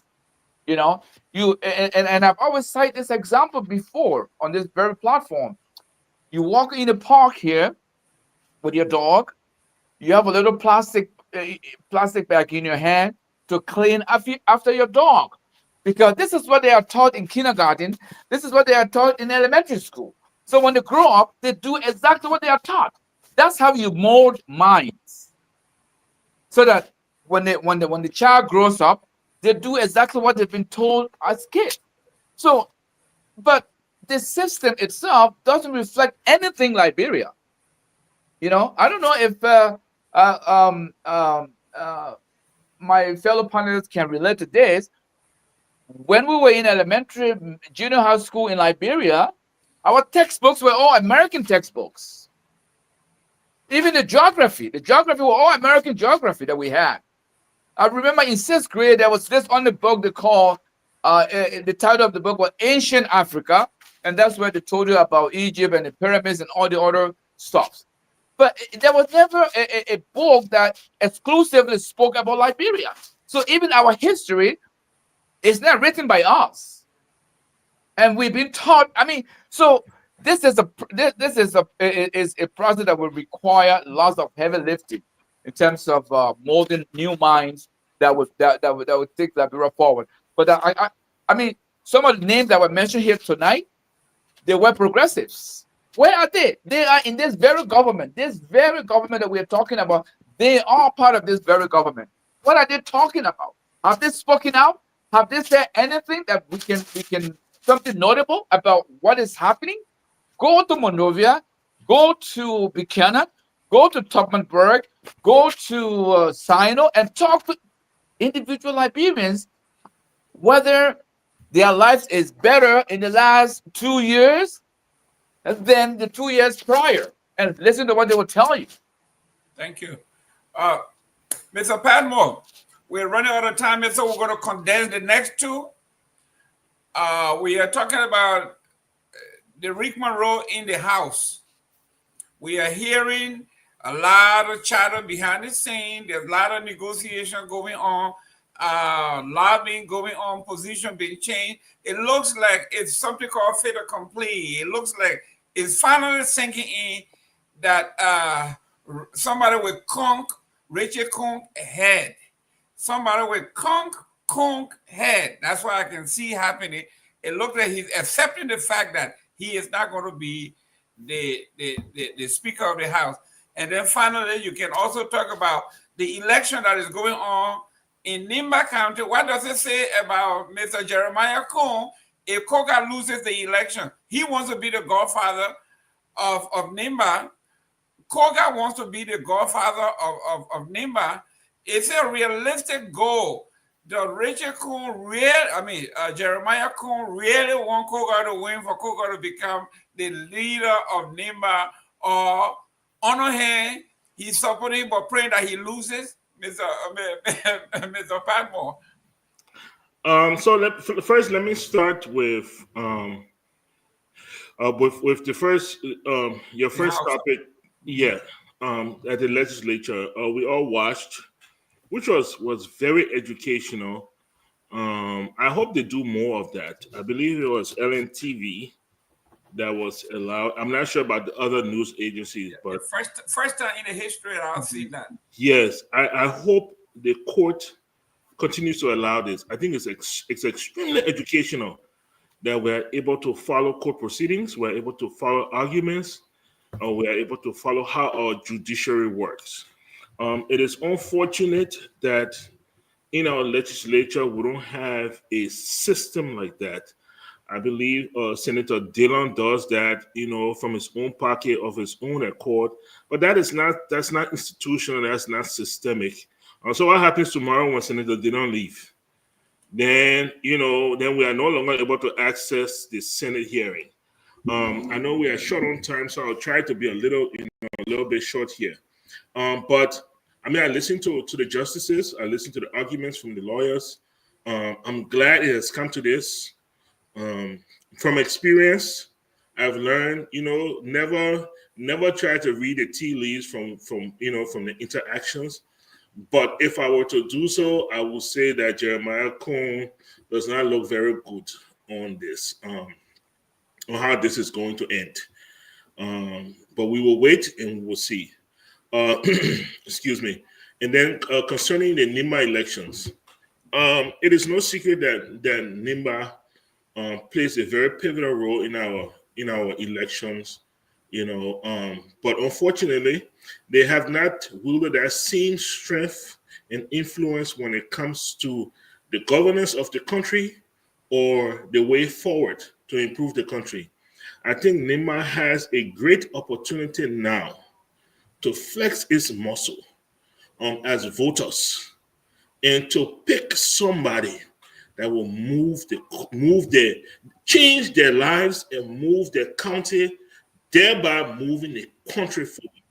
For you to want to elect somebody who has been in the legislature for 12 to 18 years and nothing in your life changed, and you won't reward that person to take it from the representative to the Senate, it just speaks volumes about the electorate. Then tomorrow you can't complain. They want for us to listen to you. Nimba people, open your eyes, shine your eye, as they can say. You have an opportunity. Pick somebody that will improve your life, your health care, education, or your children. Help you with business. Take you from mud horse to concrete horse. Face the road. Oh, Nimba people, thank you so much. Thank you, Mr. Tao. Real quick here, we combined the two. Let's limit it to 2 minutes. So I just have one. What's happening in the legislature and what's happening in Nimba? And guess what? The same people, the same coon. So look at what happened when it comes to the legislature. This is what I said. I don't have much to say on it. The reason is because I keep hearing the thing here when each time it comes to this, that all we want is for the rule of law. So rule of law only apply to when legislatures are affected by their own nonsense. But the same rule of law, when the same legislature is supposed to apply it to the population, it doesn't exist. Those guys are all crooks. It doesn't matter which one of them win. It has nothing, it's not going to help the country in a way that some kind of rule of law is taking place, that not democracy is growing. Even the setting and the entire structure is criminal. We know this. So for me, I really don't have no interest in who they head, what they come up with. I've suggested here, we need to dissolve that particular branch. It is not needed. Thank you. The most they do in there Go is ahead, budget. go The ahead, most go they ahead. do in there is budget and concession. The concession are in the various counties. The budget belongs to the whole nation. Let it go up as referendum whenever there is something. So that is what I would say. But when it comes to the NIMBA election, since Prince Johnson death, the country is open. New people are trying their hands to see who can be the next godfather or whatever influential. Look, there is one thing that I like about NIMBA. NIMBA is the most progressive of all of the counties. Whether it is through whoever then that are there or the citizens, it is the fastest developed or developing county in that country. So something is going on there. But at the end of the day, most ability, I didn't have the chance. I got a quick text in the middle of the day that I need to come on some show. I'm at work, I look at it. I don't operate that way. So I was not able to make that show. But for ability to come here, he sat on the show, he told a whole bunch of lies, and I can defend that. When they mentioned that the way forward was if they can cut the salaries, he said no. He said no, that was not the problem. Yes, that is the problem. If you pay people 1,000 or 2,000, as we have been suggesting here, it will keep a lot of people away. It will save a lot of money. So I don't know Cone, I don't know any of these guys. Ability, everywhere he's gone, there is corruption that been behind him, and people are saying that they need to show that he's guilty or that he was tried. Yeah, Liberia don't try anybody. Then why are we complaining about Bwaka and where everybody else? Have they been tried? No, they have not been tried. Why are we accusing them? It is only FIFA where they could at least whether we want to do this so that it was something about black people and white people, but no. I follow that stuff. I have people that work directly with him on the technical committee. The development funds and so that I was sending for FIFA, he diverted for personal use. So whether they have something against you or not, what they charge him with, or what they accuse him of, there was smoke in there, and he ran that FA down, and he can't do anything better. He just positioned himself so that someday, if he think he can become president, you will see something with that most ability. Very corrupt. Thank you. Mr. Namwe, here we are. I want you to give a quick synopsis on what's happening in the House and the NIMA election. Well, thank you very much. Great show. Let me tell Mr. Tao first. I know what Musa Ability was saying. He said the problem is a character problem. And it's quite evident. Besides the salary you're giving these people, they're stealing from everything and everywhere. You know, they themselves put $3 million in the budget for hearing. They end up getting $13 million. That has nothing to do with salary. I think that's the point that he was making. It's a systemic, corrupt, rotten system at the Capitol building.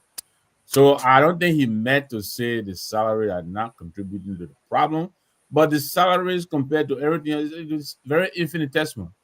There is a bigger, deep-seated cesspool that is sitting at the Capitol building. I think that's what he was implying. As to his corruption charges, when you say there's smoke there, what is smoke? I mean, you're an engineer. You deal in numbers. Smoke is not numbers. Why don't you just give us the facts that you have? I think that will help the case. He came here and narrated his case.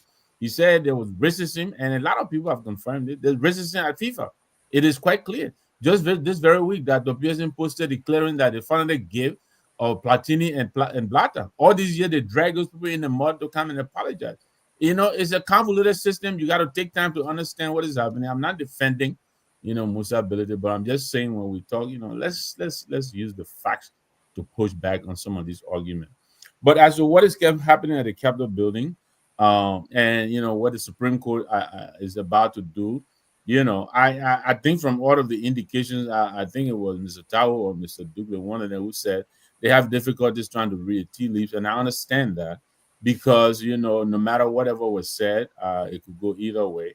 But if we had to take the sum total of everything that happened, the body language, the interactions, the bringing in the television for the first time, so that I guess when they finally give out the interpretation of the bill of information, when the bill of information interpret what they meant to tell us on December 6th, so that there'll be no doubt.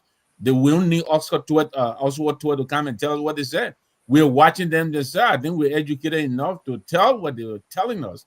So I think that's the whole essence. So when you take all of that, the totality of all of that, I think it's pointing to the fact that they're going to affirm Kofa as the legitimate speaker.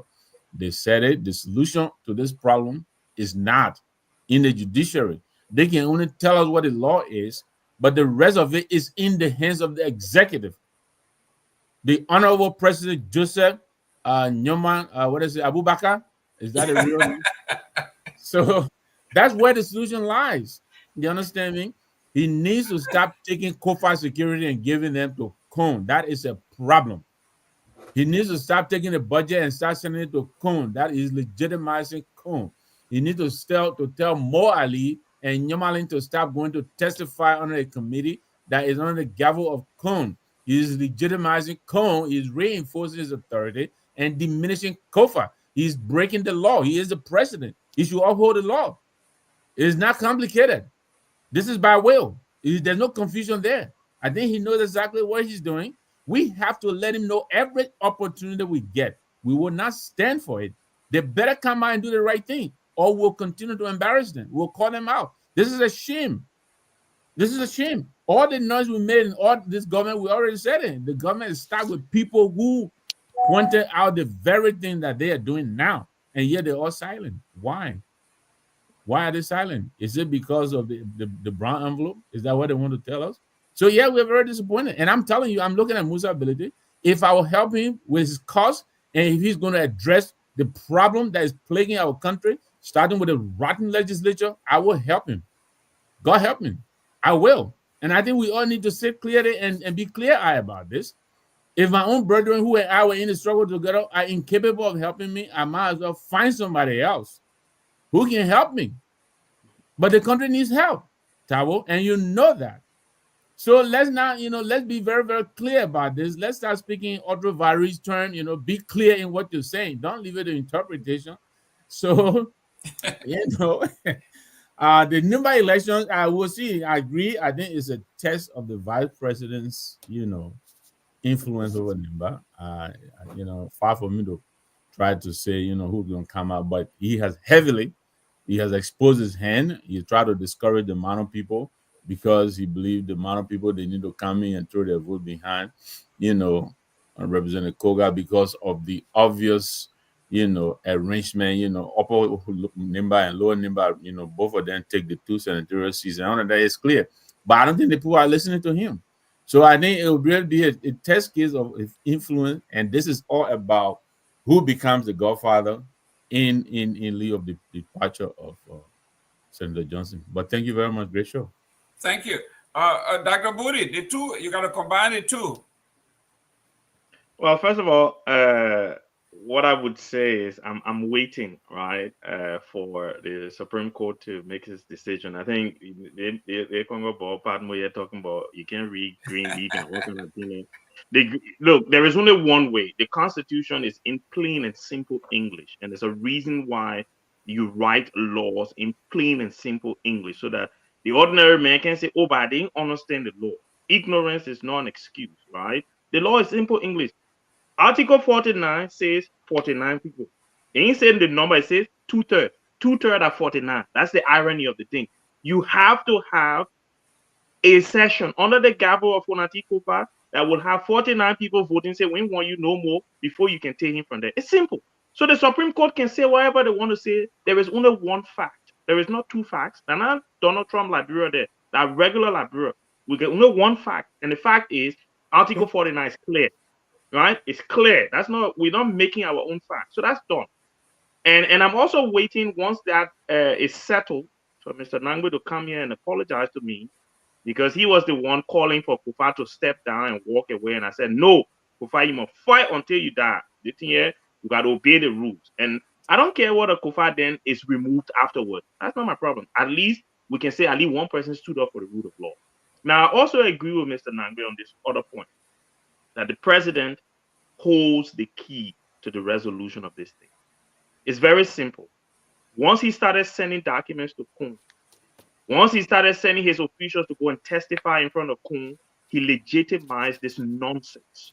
This is why I say this old man is selfish. From the day he decided to run in 2023, it was clear to me this guy is selfish. He doesn't care about the Liberian people. He cares only about himself and his cronies.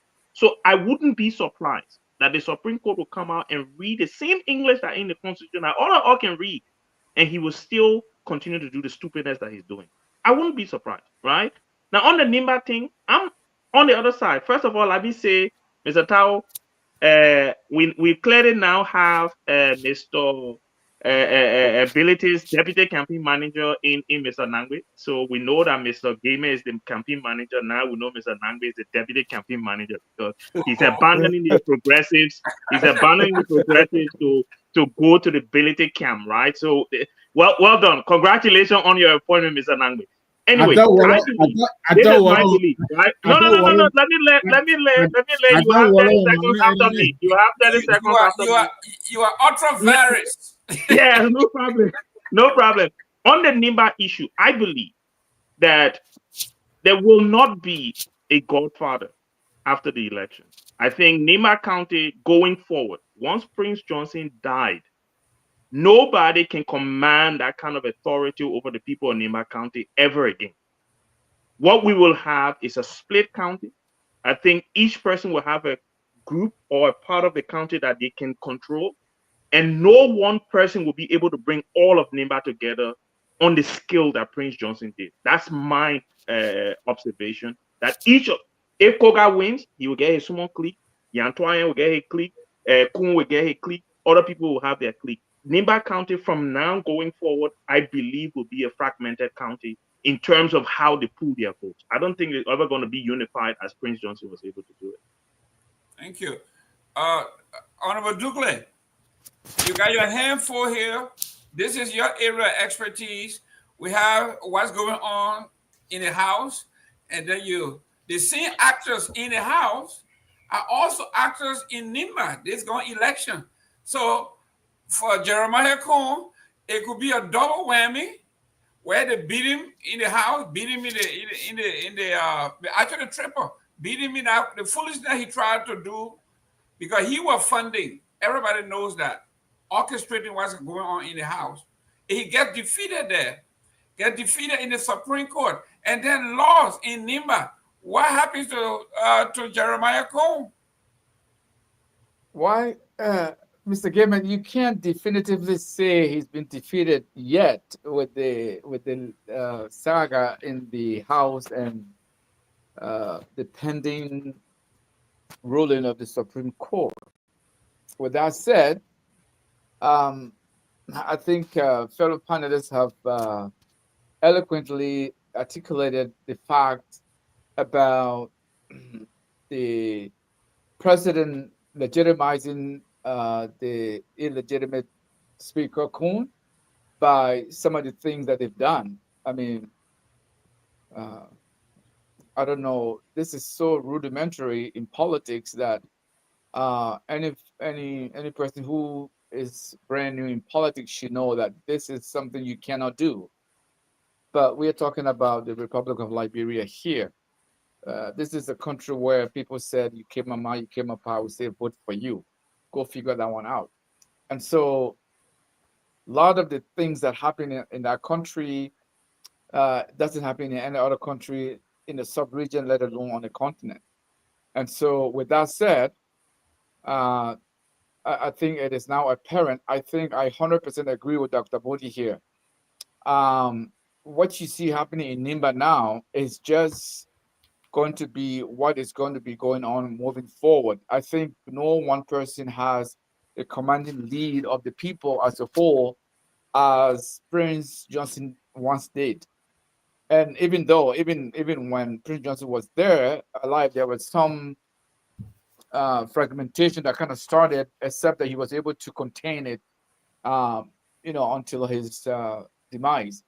And so, people like to say there hasn't been a precedent set, but I always argue that yeah, there has been a precedent in the House where what is it with Edwin Snow and Tyler. was Speaker Tyler.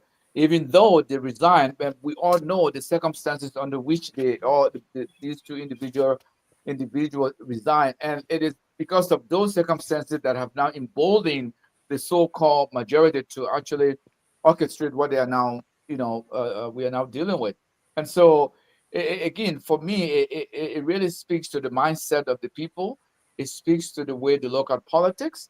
And look, you expect some of these things happen. You play a hard ball in politics. You play, but the way we are now, dealing with ours is destructive, because they actually want to shove illegitimacy through our throat when we can see it is so clear that, I mean, you might not like Kofa, you might not like his politics, but the law is on his side, plain and simple. There's no other way. There's no other two ways around it.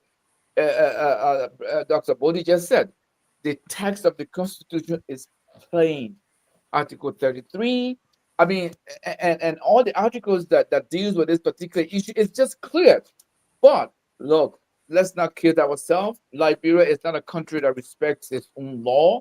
Liberia is not a country that encourages people to be law abiding, because they only do that when it suits their need. They only do that when it serves their political purposes. Otherwise, we've seen numerous legislators. Some have switched sides, and some have remained on the side that they've been on from the beginning. So all of that put together, it speaks to the nature of our politicking, where individual interests supersedes the interests of the nation. I think people were saying that. I mean, I was one of those who said I don't think Kofa will survive this, and I was saying it wasn't because I felt like he was in the right, but I was only saying that because of the way the two previous speakers who were ran out of their position ended up losing their position. It was simple corruption. Money changed hands. People were influenced. And it is the same situation we're up against now. I'm not even sure, even if the ruling of the Supreme Court is going to come on the side of Kofa, which I can predict it is going to be on the side of Kofa. I'm not even sure if the so-called majority, will be willing to abide by it, because of the way they have now come to see themselves emboldened and encouraged by the president and Jeremiah Cohn, who started all this nonsense. But hey, this is where we are. This is the politics of Liberia. Thank you. Ladies and gentlemen, we have come to the end of our show. We'll take 1 minute each to close. Honorable Douglason, we are on with you. Your 1 minute, please. Let's keep it to the time. Yeah, let's keep it at 1 minute, please. I just hope that somebody speaks to Joseph Boakai and his advisors that you can have a bulletproof vehicle. It doesn't have to be Lexus, this luxury type of Lexus, whatever it is. That's all I have to say. Thank you. Dr. Booty? Well, I think thank you guys for a great show. All I can say is, look, like Mr. Tao said, we need to find a way that we can get the talking that we're doing into action, whether it be through a think tank, whether it be through pressure group, whether it be through advocacy, whatever it is. We can't just keep talking and expecting things to change, as Mr. Dukley said as well. So we need to wrap our head around it. Mr. Patmo, I'm looking at you as well. And we need to come up with a solution to get these guys to stop messing our country up before they get it to a point where there's going to be no return for us. But thank you. Very good show tonight. Thank you. Mr. Tao? Yes. I think that we have to, some of the places that we have to start is that the legislature, the structure need to be changed if they're still in place. They can decide their own salaries and benefits. The thing about what their salary is, let there be suggestions and let there be referendum. If they're the one that they cannot decide that, so that the people can decide 2,000 for legislatures and then 2,005 or 3,000 for senators. They buy their own vehicle, they pay their own way to go to work. That's where we should start. So that's what I would say about that. But look, to just end, you see the musability stuff. I will come back to that. Yeah, I'm a technical man and I need to deal with numbers and not in smoke and all of this stuff. Are you telling me that Musa ability is going to sit here, lie to us that somehow it was racism? Are you telling that the FA of Brazil were going to vote for Musa ability to be FIFA president? The FA of England, of Great Britain, of Portugal, of USA, of Jamaica? No. He didn't even have that kind of connection. So that's the first thing. No, because he's saying that the reason that they stopped him, as if he were going to win. So then they had to find a way to racially exclude him from the election. No, it's not true. It's not true. I look at all of the documents. I follow that case. I heard people saying here that the code of arbitration, all of this stuff is not a code. Yeah, it's a code that investigated, had the proof. And the only thing is, that is a problem that we have. We come here, we want to say all the other accusations that we carry out by everybody else that, hey, this person committed corruption. Have they ever been convicted? No, Liberia don't convict nobody. Liberia don't even bring a charge. Everywhere Musa Ability went, there was corruption behind him. He break down everything, and at the end of the day, you have to leave. So y'all keep talking about international. Now he went to an international area. We're not going to take that nonsense. He was found guilty and he was banned. He appealed and they look at the evidence and he was still banned. It was hell. So for us to be here, it's not because we're friends with him or I saw how you handle him. I went back and I watched his show. I saw how you handle him, almost like trying to pet him. And then when Dennis John started asking that he want to go on his show so that he can get airtime, immediately he made a statement. I don't know if you go back and rewatch your show. That, well, you know, I'm cool, but some of your people from here, when they come there, they will criticize me. You see? So Musa Ability is not a solution. That all of a sudden Musa Ability is one who's going to come and clean up everything. Right. No, it's not true. Okay, thank you very much. Azumana, you came out here to pamper the man. Mr. Namwe, your closing, please. Listen, no matter how hard you try, I'll never hate you, man. I love you. You know? Oh, you're my brother.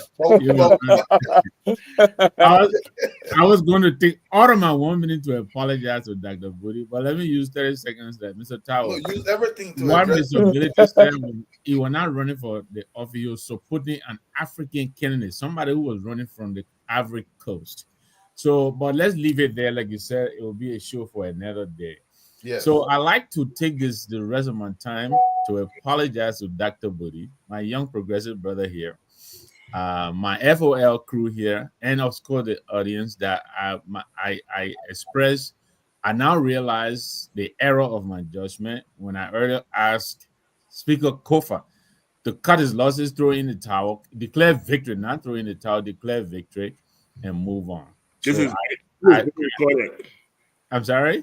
This is being recorded for perpetuity. Go ahead.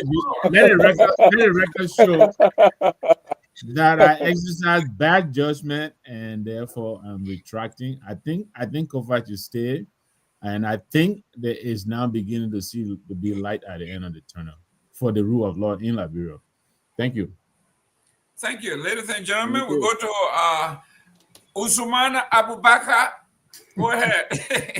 That Abubakar new nephew. All right, so I will use my 1 minute to do this because I was in the back because I was trying to confirm this from close sources and friends that we all grew up together. So I can state here that let's see here. Hold on 1 second.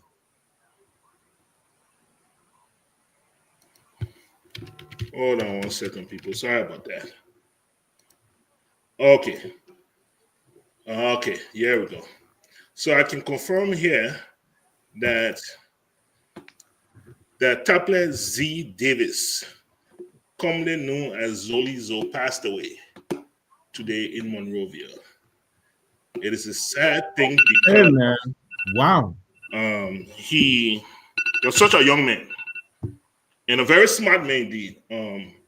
I came to know him through not politics, but academia, and he was a force there. And I just want to send condolences to his family. And I don't know. There are conflicting news on exactly what happened. But I just want to send condolences to his family. It is indeed sad when young people in our midst pass when they have so much yet to contribute. So that's why I wanted to use my 1 minute for. Deepest sympathies, my brother, and to the rest of the family. So rest in peace, Olizo. Yeah. Yes. On behalf of On Point here, and I think FOL going to officially do that too. There are 2 young men that passed within the past 2 years. The other kid is called Wayne Saley. Very young. Both of them were decorated U.S. Marine veteran, fiery people. These kids, brilliant young men, and for their life to end this short, it's terrible. But anyway, my 1 minute, I want to say kudos to my Florida Gators, the University of Florida men. We have made it to the Final Four. Don't make me come back with my if you're from the Philadelphia area and you get like how they call it, Villanova, and they didn't make it, I feel for you. If you're from Minnesota and the Gophers, they didn't make it, I feel for you. If you're from Houston and Houston didn't make it, I feel sorry for you. If you're from Canada, we will take you to be the 51st state. So you in our crosshair. Get ready to be an American citizen. But ladies and gentlemen, this is a great show. Thank you very much for what all you guys do. We are talking about politics in Nima County. We are talking about Jeremiah Kuhn said he supports Koga to be the head man, the hair hunter in Nimba, while he also wants to be the hair hunter. I want to believe he will support him in public, but make sure that he fails miserably so Jeremiah Kuhn can be hanging in the wing as the ultimate godfather. This is the politics of real. This is in the social science called real politics. This is what it is. Jeremiah Kuhn wants to be the hair hunter in Nima. There's no way he will support Kuhn to be the not because he jumped over there by me, he will be the leader of Nima County. It doesn't work that way. Next Sunday, ladies and gentlemen, if it's 4 o'clock, we'll be here.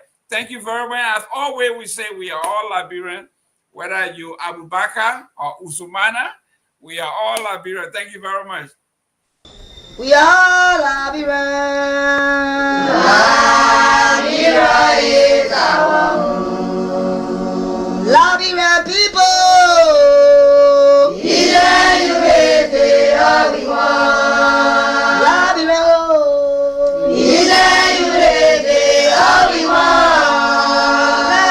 Liberia.